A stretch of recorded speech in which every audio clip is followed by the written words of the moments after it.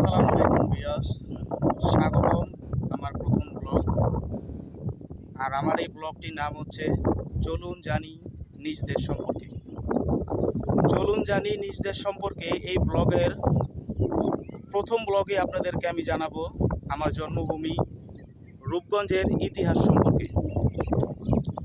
আমরা সবাই জানি রূপগঞ্জ একসময় অনেক সুন্দর ছিল। রূপগঞ্জে ছিল ছোট ছোট টিলা, জঙ্গল, ফসলি জমি, যা এখন আর নেই। বিভিন্ন হাউজিংয়ের কারণে এগুলি এখন বিলীন হয়ে গেছে।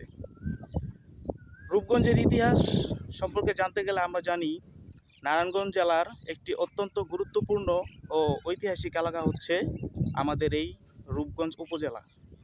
শীতলক্ষ্যা নদীর তীরে অবস্থিত এই অঞ্চলটি তার শিল্প, সংস্কৃতি এবং প্রাচীন ঐতিহ্যের জন্য সুপরিচিত। আমাদের এই রূপগঞ্জের রয়েছে অসংখ্য ইতিহাস, যা আমরা অনেকেই জানি না। আর এই ইতিহাসের মধ্যে থেকে আমি আজকে কিছু ইতিহাস আপনাদের মধ্যে তুলে ধরছি। তো ভিউয়ার্স, এই ইতিহাসের মধ্যে এক নাম্বার আমি যে ইতিহাসটি বলবো সেটা হচ্ছে রূপগঞ্জের নামকরণ সম্পর্কে। কিভাবে এই রূপগঞ্জের নামকরণ করা হয়েছিল।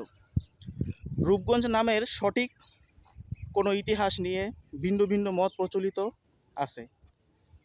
তবে সবচেয়ে প্রচলিত যে ধারণা হলো রূপবাবু নামে এই এলাকায় একজন প্রভাবশালী জমিদার ছিলেন, যার নামানুসারে এই এলাকার নাম রূপগঞ্জ করা হয়েছিল। তো এটা অনেকেই জানেন না, আজকে আমি জানিয়ে দিলাম। আমার মাধ্যমে জানতে পেরে, আমি আপনাদেরকে জানাতে পেরে অনেক নিজেকে ধন্য মনে করছি। আর রূপগঞ্জের ইতিহাসের দ্বিতীয় ইতিহাস যদি আমরা জানতে চাই, এর মধ্যে হচ্ছে ঐতিহাসিক মুরাপাড়া রাজবাড়ি বা জমিদার বাড়ি। আমরা জানি রূপগঞ্জের অন্যতম প্রধান ঐতিহাসিক নিদর্শন হলো মুরাপাড়া রাজবাড়ি বা জমিদার বাড়ি। 1800 শতকে বাবু রামরতন ব্যানার্জি এটি নির্মাণ করেন। এটি বর্তমানে মুরাপাড়া কলেজ নামে পরিচিত এবং এটি নারায়ণগঞ্জের অন্যতম পর্যটন কেন্দ্র। এখানে আপনার যখন বর্ষাকাল হয় তখন বোট দিয়ে, লঞ্চ দিয়ে অনেক মানুষ এই জমিদার বাড়িতে ঘুরতে আসে। আর 3 নম্বর বাণিজ্যিক ইতিহাস যদি আমরা জানতে চাই, সেটা হচ্ছে বাণিজ্যিক ও শিল্প এলাকা। রূপগঞ্জ ঐতিহাসিকভাবে মসলিন ও জামদানি কাপড়ের জন্য বিখ্যাত ছিল। এটা আমরা সবাই জানি যে রূপগঞ্জে মসলিন ও জামদানি কাপড় হতো, যা এখনও হয় কিন্তু অনেকটাই কমে গেছে। প্রাচীনকাল থেকেই এখানে বেশ কিছু অনেক প্রসিদ্ধ হাট বাজার ছিল। এর মধ্যে হচ্ছে ভুলতা হাট, মুরাপাড়া হাট এবং তারাবো হাট। বর্তমানে এটি একটি অন্যতম প্রধান শিল্পাঞ্চল হিসেবে পরিচিত। আমাদের রূপগঞ্জ অনেক শিল্প ইন্ডাস্ট্রি আছে আমাদের রূপগঞ্জে, এবং তার মধ্যে গার্মেন্টস, আরও বিভিন্ন শিল্পাঞ্চল রয়েছে। কিন্তু আমাদের এখানে আমরা জানি না, এখনও অনেকেই জানে না যে আমাদের প্রাচীন শিল্প হচ্ছে জামদানি এবং মসলিন কাপড়। তো এটা ছিল আমাদের রূপগঞ্জের প্রাচীন শিল্প। আর 4 নম্বরে যদি আমরা ওই ইতিহাস জানতে চাই, এর মধ্যে হচ্ছে ভৌগোলিক ও প্রশাসন পটভূমি। ভৌগোলিক ও প্রশাসন পটভূমির মধ্যে নারায়ণগঞ্জ জেলার পূর্ব সীমান্তে অবস্থিত আমাদের এই রূপগঞ্জ উপজেলা। আর এই রূপগঞ্জ দিয়ে বয়ে চলেছে 2টি নদী, এক শীতলক্ষ্যা নদী আর 2 বালু নদী। 1983 সালে রূপগঞ্জ থানা উপজেলায় রূপান্তরিত হয়। 4 নম্বর যে ইতিহাস রয়েছে সেটা হচ্ছে ভৌগোলিক ও প্রশাসনিক পটভূমি।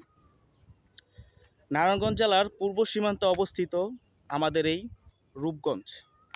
আর এই রূপগঞ্জ দিয়ে বয়ে চলেছে 2টি নদী, শীতলক্ষ্যা নদী ও বালু নদী। শীতলক্ষ্যা নদী নারায়ণগঞ্জ হয়ে চলে গেছে নরসিংদীর দিকে, এবং বালু নদী আমাদের রূপগঞ্জ থেকে বয়ে চলে গেছে টঙ্গী ইস্তেমার দিকে। 1983 সালে রূপগঞ্জ থানাকে উপজেলায় রূপান্তরিত করা হয়। আর 5 নাম্বার যেই ইতিহাস রয়েছে সেটি হচ্ছে বর্তমান ঐতিহ্য ও পর্যটন। আমরা জানি রূপগঞ্জ একটি পর্যটন এলাকা, এখানে অনেক ঐতিহ্য রয়েছে যেখানে আপনারা ঘুরে দেখতে পারেন। রূপগঞ্জে বেশ কিছু আধুনিক ও ঐতিহাসিক দর্শনীয় স্থান রয়েছে, যার মধ্যে রয়েছে মুরাপাড়া জমিদার বাড়ি, তারপর জিন্দা পার্ক, বাংলার তাজমহল, জলসিঁড়ি পার্ক ও পিরামিড অন্যতম। আর রূপগঞ্জের সম্পূর্ণ ইতিহাস বিস্তারিতভাবে যদি আপনি জানতে চান তাহলে আপনি মোহাম্মদ শফিকুর রহমানের লেখা রূপগঞ্জের ইতিহাস বইটি একটি ভালো উৎস হতে পারে। আপনারা বইটি সংগ্রহ করবেন এবং বইটি পড়বেন, তাহলে আপনারা রূপগঞ্জের সম্পূর্ণ ইতিহাস জানতে পারবেন। আমাদের এই রূপগঞ্জ কতটা ঐতিহ্যবাহী ছিল এবং সুন্দর ছিল আপনারা জানতে পারবেন।